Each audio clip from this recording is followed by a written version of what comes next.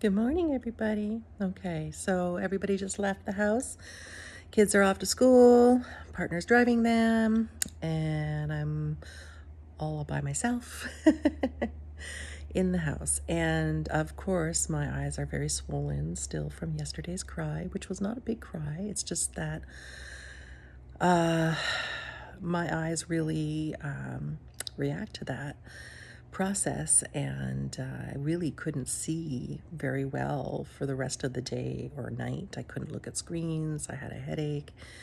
The whole thing, like, it felt like my eyes were glued shut in a way, except that I could open them and it still had like this film of foggy, gritty interference.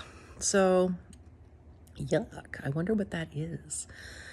I once heard that the tears already contain the excess stress hormones and neurotransmitters that are produced when we're stressed. And that the fact that they're in our tears means that the stress happened already and the tears expressed it, like we express milk, that we secrete these neurotransmitters that are actually quite irritating to our skin. And all right, so it struck me as very interesting at a kind of symbolic level that tears really are not the stress themselves. They aren't the stressful thing themselves. They really are just the expression, the release, the purification of that stress, And so I tend to let my tears flow now that I've reached a point where my emotions don't embarrass me as much as they used to. I used to be much too ashamed to bear showing any kind of vulnerability. So look how far I've come.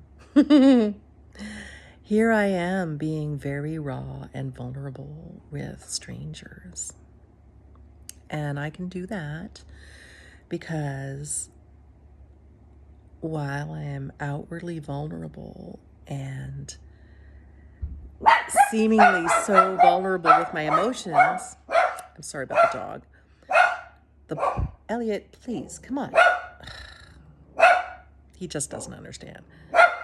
While I'm being vulnerable, it's like a purification or an expression of the vulnerability that I already felt. Maybe not in that exact moment, but the vulnerability that is kind of built into me. And I'm very committed to this idea of meekness. And I'm very curious about it. And I have been for a long time.